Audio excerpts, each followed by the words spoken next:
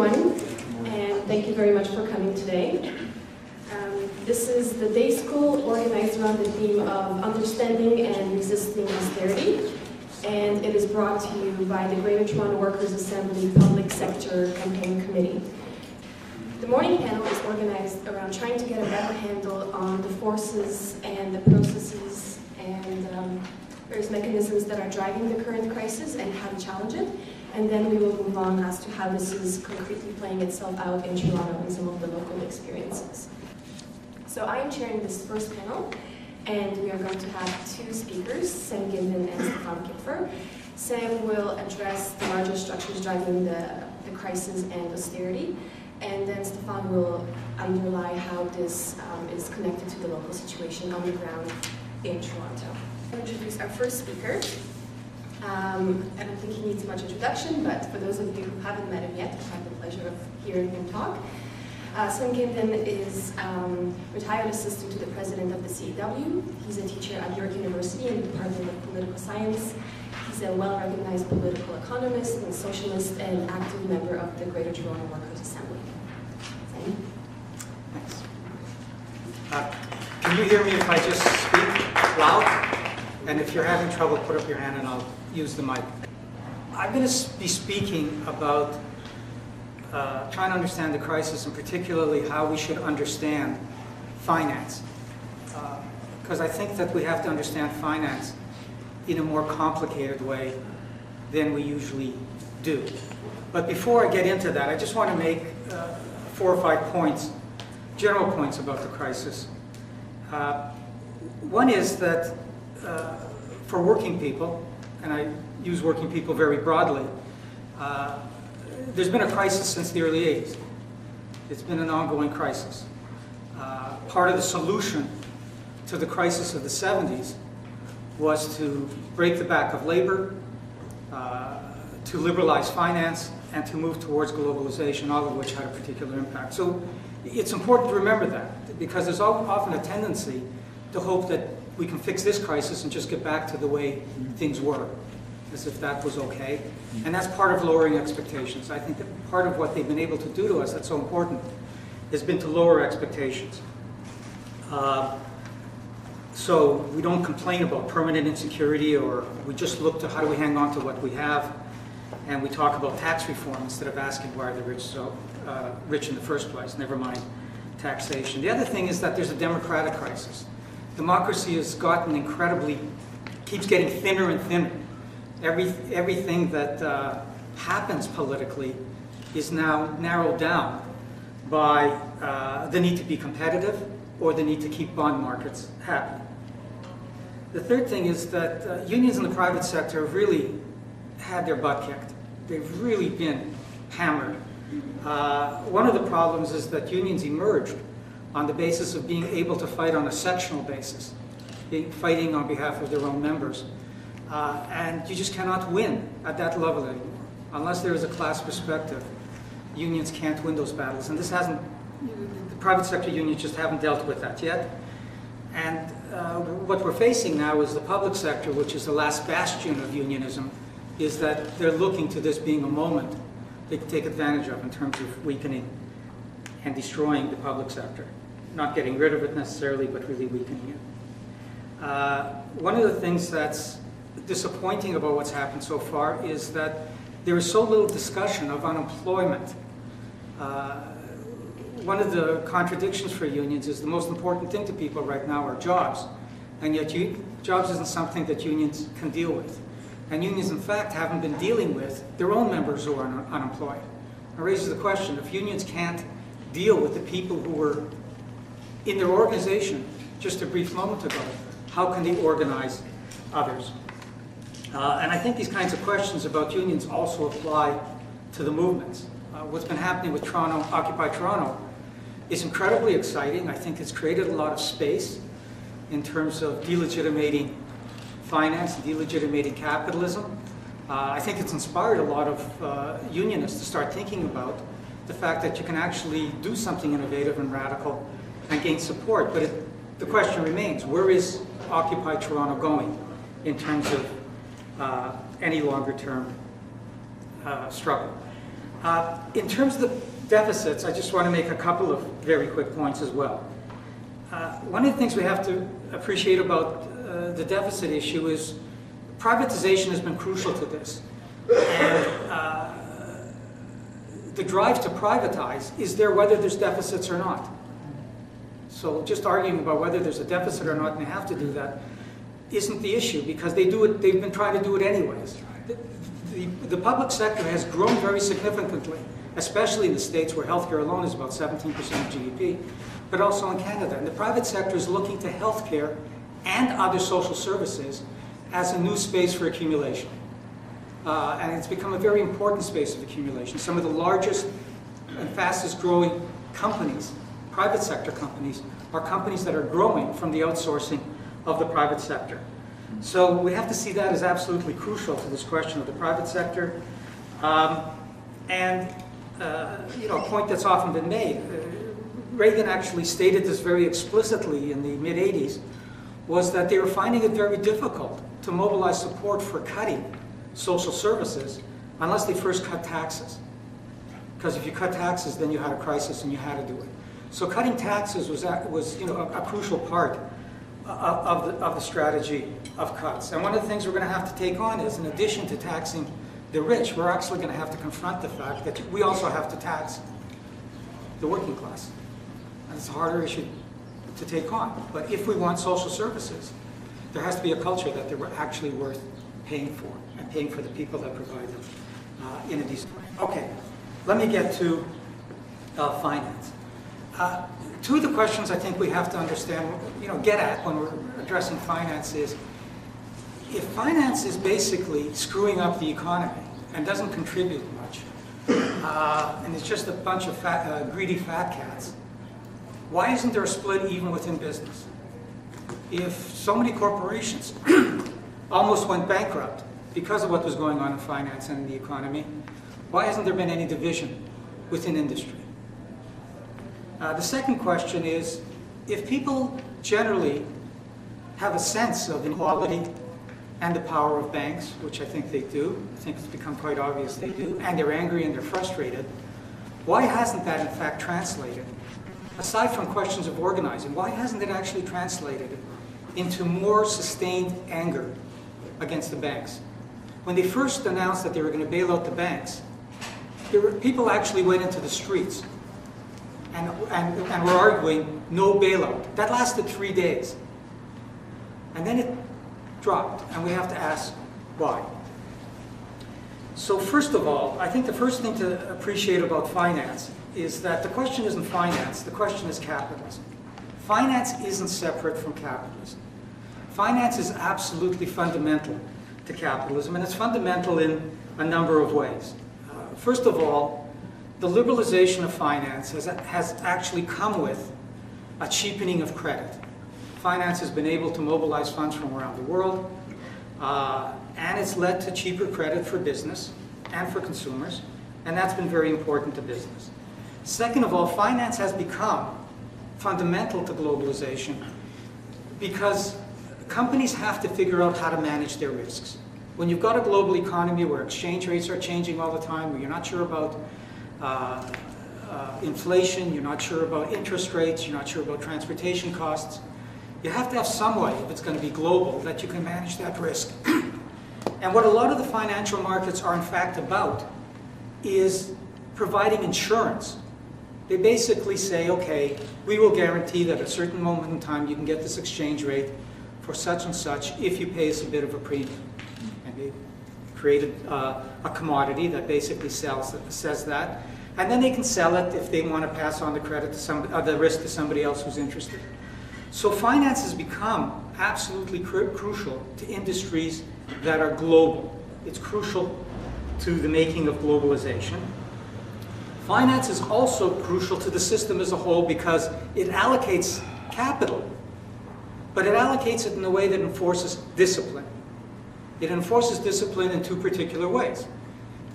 In the private sector, it enforces discipline by simply saying to corporations, unless your return is higher, we're either going to charge you a lot more or not going to give you capital. So we're taking it away from people who aren't competitive and putting it where there's higher profits, which means that those corporations then pass on that pressure to workers. So it means the discipline on workers. And it also means discipline in terms of the state. If they think that a state isn't behaving in a way that makes them feel comfortable about the future, they either won't give them money, as we're watching in Greece, or they'll give it to them at a very much higher rate. And what they mean by what the state is doing, they don't just mean whether it's got a deficit or not. I mean, if states are doing things like reducing taxes to the rich, they don't particularly mind. They weren't upset when the U.S. had a deficit because it was going to war in Afghanistan, in Iraq. What they're worried about is something happening at the level of the state that reflects a shift in the balance of class forces that threatens the banking system. That either threatens it in an extreme case, that they might be expropriated, but more often than that they might not be paid back, that there's a loss of confidence in terms of them being paid back, or that there'll be inflation and they'll be paid back with lower value dollars. So what the banks are worried about is that kind of inflation, that kind of concern about not being paid back, that kind of class power being reflected in the state that makes them nervous. So that's the first thing that I think is crucial about why industry itself has been so either quiet or sympathetic to what's been happening. Cheap credit, they need it to manage risk, they like the discipline that it's implying for the whole system, and in terms of the US, finance has played a crucial imperial function. It's allowed all the money from all over the world to come to the United States, not because anyone's forcing them, but because the US is the safest place to be if you are worried about your property rights in money. And that's given the US all kinds of flexibility in terms of legitimating themselves to workers and in terms of how they manage the global system. Which gets to the second point. And the second point is that we're dependent on finance. So when people go out in the street and say, don't bail them out, and they're expressing their anger and their frustration because they see what's going on, what happens 3 days later is they begin to think about the fact that, well, wait a second, I get my paycheck deposited in a bank. What if I can't get my paycheck? What if I can't get a mortgage? What happens to my pension fund if the financial system collapses? So you've got a sense of dependence that workers figure out that they have, and that has to be dealt with. But it isn't just dependence. It's more than that. It's that workers are actually integrated at a moment when they can't make other kinds of gains, other kinds of collective gains, to hoping that they can themselves participate in making gains through finance. So it does mean that. I hope that my house rises in price because that gives me something to borrow on. It does mean that I want the stock market to rise because that affects my pension fund. So you begin to create that kind of, and it also means that you look for a tax cut as a wage increase, which then puts pressure on public services. So you've got the fact that workers themselves are both dependent and in fact integrated into the system. Now there's two fundamental contradictions. Aside from what's happening in a specific country like Greece, there's two contradictions to what's emerged with finance that I think are important to try to get a handle on. One is a contradiction for capitalism itself, and that is that finance is inherently volatile. Just the nature of finance is, quote, abstract capital. It can move anywhere. It isn't rooted in a particular factory. You can have people rushing out of stocks, moving things elsewhere, creating all kinds of havoc. So it's very unstable and volatile. On the other hand, capitalism needs it. So there's the problem of if you want to do something about volatility, because capitalists like stability, you have to really regulate it tightly. But if you regulate it really tightly, it might not be able to give you the other half of this. It might not give you the dynamism of finance for capitalism itself, for industry. So capitalism is actually in this bind right now, and part of this crisis is them trying to come up with what's a new parameter now that we've liberalized finance, now that we like what finance is giving to us on the one hand. What do we do about this now in terms of coping with? We actually want it to be a little bit more stable and regulated, but we can't regulate it too much. The second contradiction is this question about confidence in banks and austerity.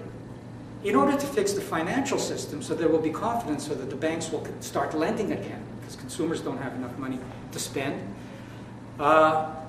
and because even industry needs, even if it's got the profits, it needs finance for other reasons than profits. How do we fix the financial system? You have to fix it by increasing their confidence. But their confidence depends on having austerity.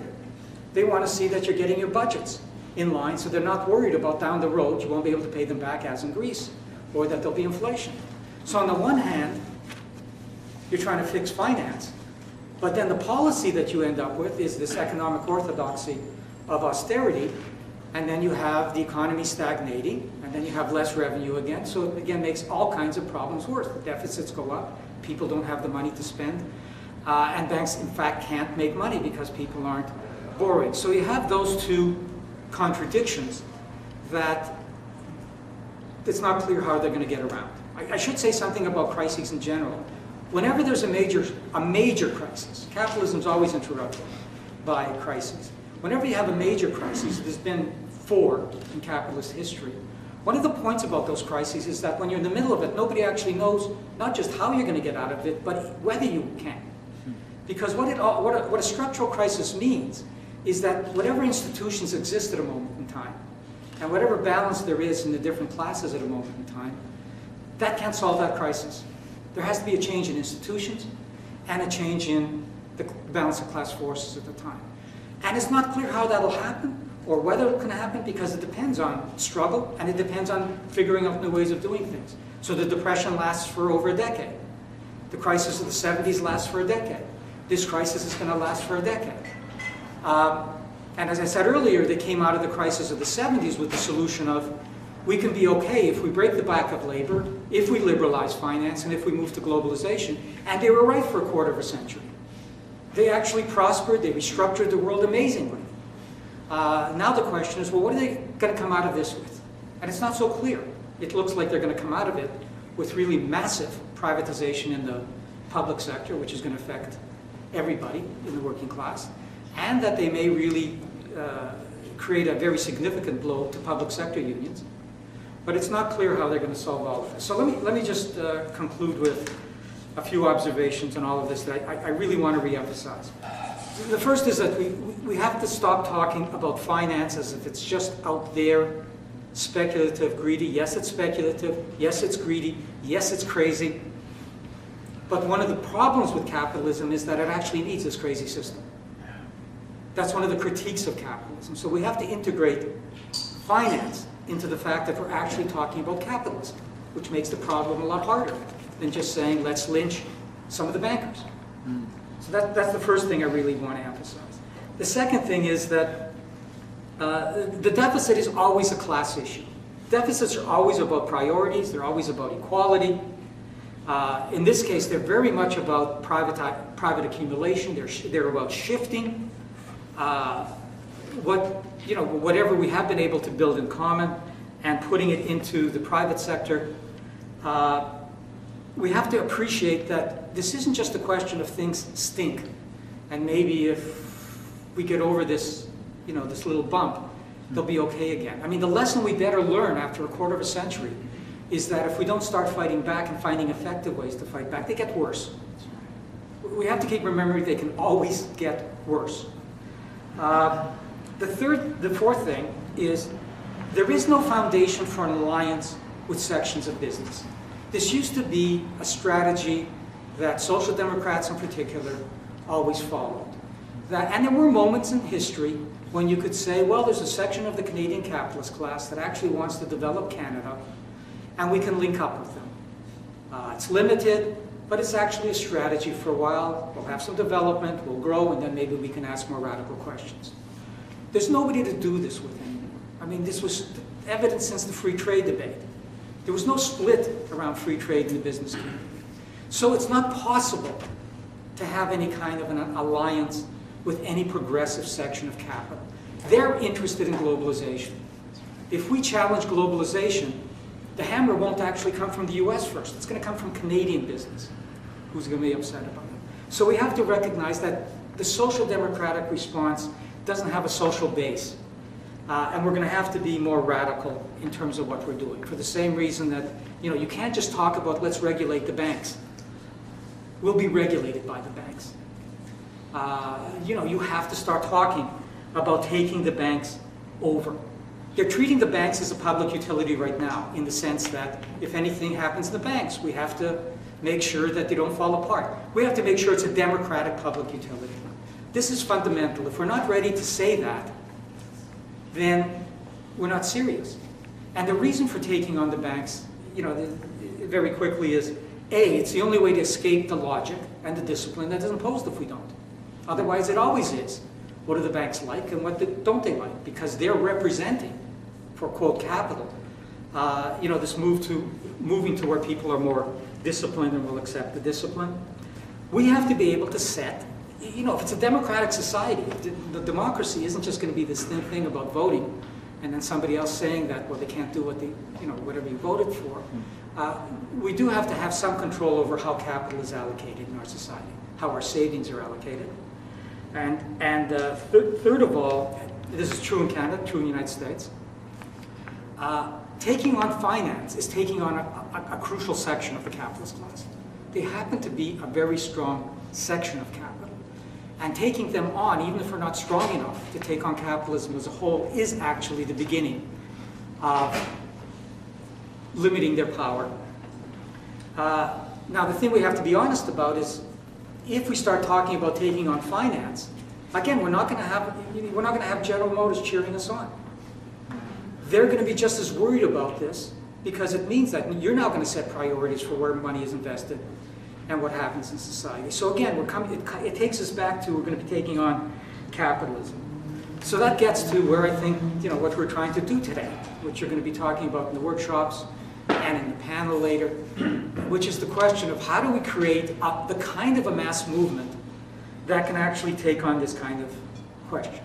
How do we do the self-education? How do we spread that education? How do we find the spaces in which we can strategize? And how do we find the spaces to act? Because we don't just want to go to meetings. And that's part of what the Greater Toronto Workers' Assembly has tried to address. And things like the question of the bank. Somebody might say, well, we don't have the power to even raise that right now. Well, you never have the power unless you raise it right now. We can't nationalize the banks right now. We don't have that kind of power. But things that are long-term have to be raised in the short term. So you're educating around and building it. And the final thing that I just want to emphasize is we can't keep talking about capitalism as if it's on its last legs and is a weak system. The real crisis we've got in our society is how weak we are. They're powerful. They're going through a crisis. They're stumbling, but they are still powerful. The question is, how do we develop the kind of power to challenge them? Okay.